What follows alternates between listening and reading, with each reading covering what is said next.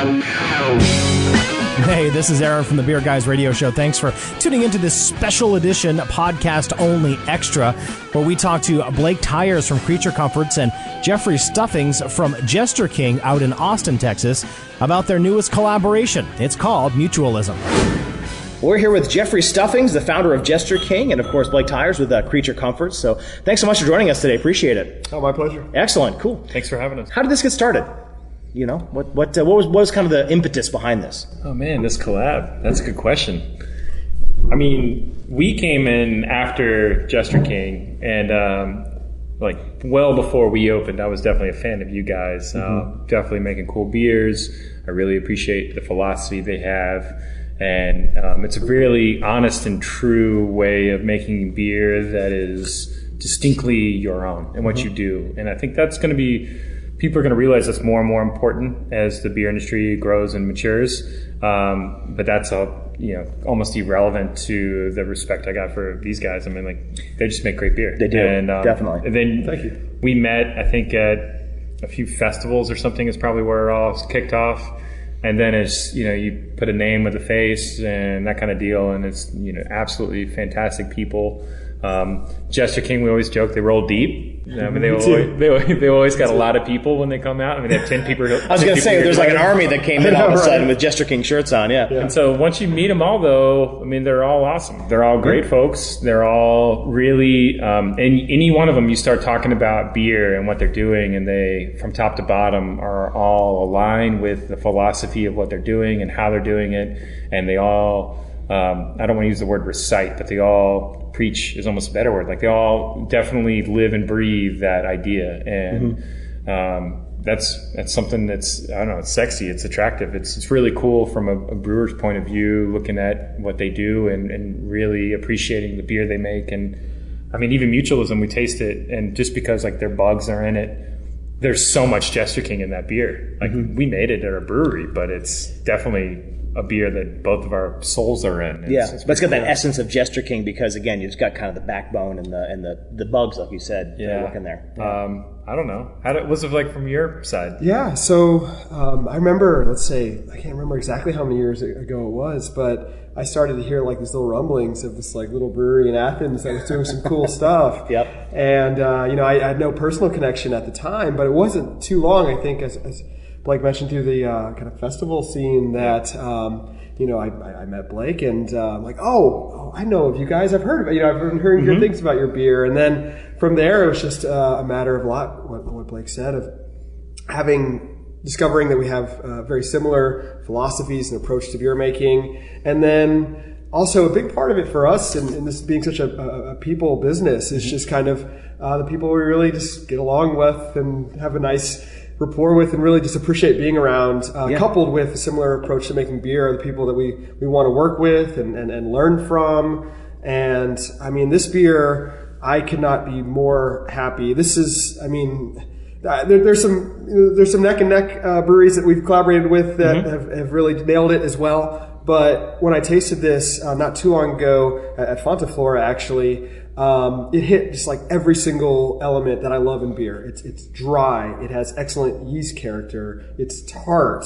It's has good hop presence. It has also, I really like, some of my biggest inspirations in the beer world are places like Tyers or Duranc or De La Seine in Brussels, and like, you could blindfold me and like put this in front of me and I might think it's like a De La Seine beer. Like I just is like, holy. You've been drinking too much. No, that's not a bad thing, actually. I see you've got the Beer to Guard too, which is one of my favorites that they make as well. So tell me a little bit about the beer. What was the conversation behind it, and how did this come about? It's pretty fun. That conversation was like almost exactly a year ago. Yeah. It was leading into going to, last year we called it Funk Asheville. This year it's the Wicked Weed Funkatorium Invitational. And we were, at that point we had kind of made friends on the festival circuit, and I mean, to echo that, it's just like, if they didn't live in Texas and we were in Georgia, I feel like I would still just hang out with these all the time. Nice. Like, if we were in the same city, like these are our friends. Yeah. I look forward to seeing them every time. And then once we kind of had established that relationship, it's like, oh, you guys are rad. You think we're rad. Sweet. Like, we're going to be good friends. Yeah. Okay, well, you guys should definitely stop by on your way to Asheville. So they came by last year, and we were like, well, this is the most important part. Let's get the people that can be around involved to really sit down and talk about what we want to make for this beer, because ultimately, like, whenever you do collaborations and brew day comes around, it's like, cool, you can pose for the photo op and like grain out or toss some hops, but ultimately, like, once you get to someone else's kitchen, you let them kind of cook. Yeah. And like we know the way our system works, so like you don't really try to train another brewer on how to make your beer and your system for that day. You essentially, you're just like, okay, that's not the important part. The important part is really just really fundamentally understanding each other and conceptualizing where this wants to go. Yeah. So I think it kind of started with both of our love for, the philosophies that we talked about earlier, a sense of, place where we come from and putting that into beer. And then also we love Pilsners as well. And it's kind of like made this romantic idea of like a Pilsner once upon a time sitting in a barrel and then maturing, because it is mixed culture, because this is before people knew what yeast and bacteria was. Yeah. Right. The magic stick, so to speak, right? Exactly. Then ultimately, it would potentially develop into this idea. And so we kind of worked with that, and then kind of started figuring out ways we wanted to represent our homes. And man, that reminds me, we need to get back and brew with you guys. Yes, soon. But yeah, there you go. So we got the Day Spring Farm is nearby. We love using their grains. We use wheat and grits from them. And we made this Pilsner, largely driven also by their influence and how to work with their mixed culture, because your mixed culture is an animal. It's a beast. Yeah, it's basically our mixed culture was a blend of a couple of pure culture strains of saison yeast with some yeast capture experiments we did, where we just took native flora growing around our brewery and incorporated the dregs from those fermentations into the mix. And then we also took some of our cool ship inoculations and mixed that in together. And our head brewer, Garrett Crowell, was really led that process of creating our mixed culture about 3.5 years ago. And we've just let that same culture just develop over time and kind of acclimate to our brewery, and it's fun to share that culture with the breweries we collaborate with, and like as Blake said, it adds a little bit of soul to a beer that maybe is brewed thousands of miles away, and kind of helps create that connection to a place. Because just to echo what Blake said, I think that is something that's going to become increasingly more relevant and important in the beer world as it matures. But in terms of actually fermenting with this mixed culture, we've learned just through trial and error over the years that it is responsive to things like temperature, hopping rates, the amount of time we give it, and it kind of harkens back a little bit to, I'll mention De La Seine again, Yvon de Bates, which is like one of the most inspirational brewers to us. Everybody. Yeah, absolutely. He talks about, saison historically being either very bitter or sour. And so I think initially it's fair to say with this beer that we tried to kind of give it a big dose of hops to remain relatively bitter and not particularly sour over time. Okay. But, or I should say when it's young, but now as time has gone by, it's kind of straddling this line between a little funky and tart, where we're still retaining some of those kind of dry and bitter characteristics, which is why I say it hits every base for me, which we call it a Southern Farmhouse Lager, which there's a lot to that name. There's a lot of connotations for each one of those words, but I think this beer really hits true or rings true to every one of those words in that name. Yeah, it's fun for us because coming up with thinking about the way to put that name to it, it's this really is the most accurate way to put a style behind this beer.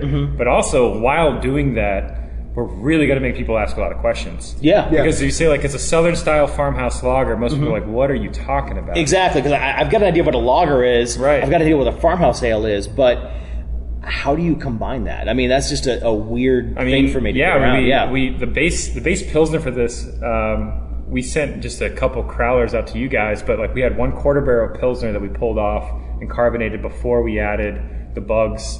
And it was just an awesome Pilsner. Loved it.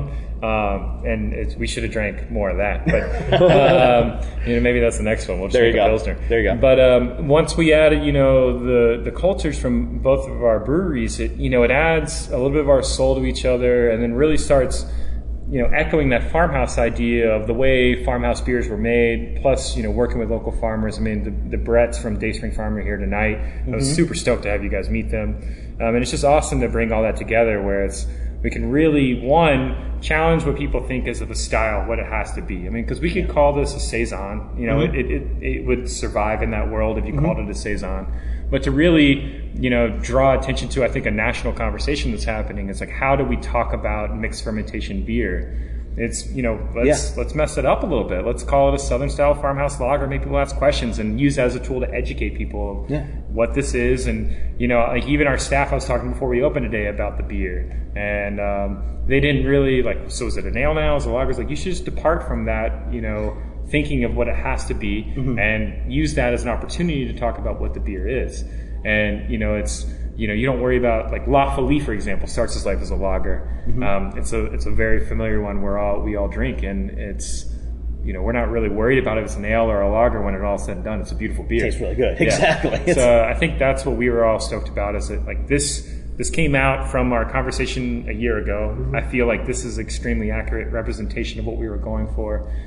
We couldn't be more stoked with the outcome, and it's definitely an honor to work with these guys. That's awesome. Likewise. Excellent. So, any collaborations back to Austin? We definitely owe them the trip. Yeah. Okay. Definitely. Oh yeah, they're obviously welcome anytime. Probably, I would say wait to the fall when it's cooler and you'll enjoy it more. But yeah, no, one thing I'd be interested in, and I'm kind of maybe just discussing here on the spot, but we like to do a lot of spontaneous fermentations, and maybe incorporating some of the elements that we've done thus far into like a winter trip down to Texas, where like a spontaneous fermentation could be. Anyway, one idea that we could pursue. Well, it was interesting. Of course, we talked about spontaneous fermentation in the wintertime. Three Taverns did that. During our quote-unquote snowpocalypse here a few years ago, and it transformed into a fantastic beer as well. Yeah, I remember you were on talking to me about that, and then it was fun to kind of try the barrels and then try the finished product, and I think he did a great job with that beer. Sure. And it's definitely like he understands, and I think that's the important part is to, you can't, for example, you would not want to brew that beer in the middle of summer in Georgia. Yeah. You have to listen to what nature is telling you when you're trying to involve nature in a beer, and he did a great job with that. Yeah, and that's definitely something you guys do, and that's what I'm really feeling from this conversation, is that you wanted to get the nature and the local Athens, Georgia, Austin, Texas kind of mixed together a little bit. For sure. And that's a really cool thing about this beer, is that it is as local as you can get for these two beers, kind of mixing them together. Definitely. Yeah. I mean, for us, our approach to brewing, this kind of goes into some of our similar philosophy, but like to us, beer is a product of a time, a place, and a people. And I think all three of those elements really play a huge role in creating something unique. And, for us, the beers we make vary tremendously throughout as the year. As the seasons change, the microbial balance in the air changes. Certainly temperatures change. We were in an old machine shop is the home for Jester King. Yeah. And it's not insulated, and so we can't maintain fermentation temperatures. So, we kind of get this weird, kind of somewhat counterintuitive phenomenon happen where, like during the colder months of the year, the bacteria in our mixed culture really kind of take over the beer and kind of stunt the yeast. So we get these like real kind of tart, sour beers during the colder months, where in the summer the yeast is super active and we get a lot of like fruit and ester characteristics. And then, as far as the connection to a place, we're using well water, local grains. We have a micro maltster just north of us called Blacklands Malt. We use both fresh hops and aged hops, and while we don't, at this point in time, grow our own hops in Texas, we age a portion of them in our barn, and then a lot of our adjunct ingredients we get from right down the road, and then finally the mixed culture, which is contains just native yeast and bacteria. So awesome. Again, and then certainly, so that kind of speaks to time and place. And then what's becoming increasingly more evident to me, and I've kind of discounted for a while, but I think it's just as important, is just the impact that individuals have on a process. And we're not looking to like duplicate a very rigid process that a machine could do. Yeah. We're actually going to embrace like the natural variation from human influence. Yeah, and that's the art of the whole thing, And I always say that brewing is the ultimate science and art kind of mixed together. And like you said, I mean, a certain person can brew a beer a different way, even if you're given the same recipe. And I think that's the real fun thing about this. Process is so important to I mean, even if you're making an IPA, process is important, and I think process then further drives home once you start looking at more time for process to be involved. So when you have a beer this beer conception to now is a month, or no, sorry, a year. Yeah. So like that's a lot of time for people to have influence over that beer, and you know, driven it to be what it is at this point in time, and that's really awesome. And that's I don't know what this is all about, right? Like it's the special influence that by having these two, you know, groups of minds come together to create something. It's like hopefully we can put our process together, put our minds together, and create something that's better than the individual parts. You know, and that's also where the name came from. It's just like Mutualism. Yeah, you just bring out the best out of each other, and it's, you know, an honor for us to work with these guys and to make beer with them, and I was just stoked to have them here again. It's fun. Yeah, and I mean, I wish people could see it right now, but I mean, the label art for this beer just came out absolutely beautiful. Very cool. Yes. Yeah, and you can probably speak to it better than me, but from what I understand, that actually some yeast was used as a medium to create. Yeah, so she took the blend of our cultures. We had a starter, and Melissa Merrill's the artist, and she took the blend of that culture and used it to do the watercolor medium for the base of the label. That's awesome. So, like, the heart and soul of the beer is also painting the label, and she did. I mean, it's a knockout job. It's pretty cool. I must say. Yeah. I mean, it's like, you know, one of the most beautiful labels I've ever seen, and that's. I feel like I can very firmly say that by admiration for her art, and not because I'm part of Creature Comforts. Like, whatever, take me out of that. It's a beautiful label. She did a great job, and we're, you know, just fortunate that she happens to pour beer in our tasting room, and it's just an amazing part of our company. You know, so it's really cool. And I know Josh at Jester King originally, before Melissa was discovered, I would say, we were like, man, Josh does great work, and it's really cool just to see them jiving upstairs, like talking to each other. And she had a huge artist crush on him, and she did the same. And it's nice. Really cool to see that go back and forth. It was just like, this is awesome. Like, everybody just loves everybody. I was gonna say, you guys are creators. The artists themselves are creators. So it's you know, just a very, very creative culture that's going on right now. I mean, they definitely. You guys have definitely inspired. I mean, we're aging hops now because I definitely see the value in that. It's going to take some time. Yeah. But, you know, we do things like that have definitely been influenced by, you know, advice from these guys, for sure. Awesome. Blake Tyers, Jeffrey Stuffings, of course, from Jester King. Blake from Creature Comforts here in Athens. Cheers, guys. Thank you so much. Cheers. Cheers. Hey, once again, thanks for listening to the Beer Guys Radio Show, this special podcast extra edition. And if you like the show, well, be sure to give us a nice review on iTunes, and of course, subscribe while you're there. We're also on all the great podcasting apps that you may use besides iTunes. Also, go ahead and check us out on the web at beerguysradio.com. Support the show via Patreon, Patreon/Beer Guys. And also check out some of our advertisers as well. There's some good deals out there for you. Once again, it's Aaron Williams from the Beer Guys Radio Show. We broadcast live Saturdays at 1 p.m. We'll have the podcast out on the weekends as well. So hope to see you on the socials, and tune in. We'll talk to you later. Cheers.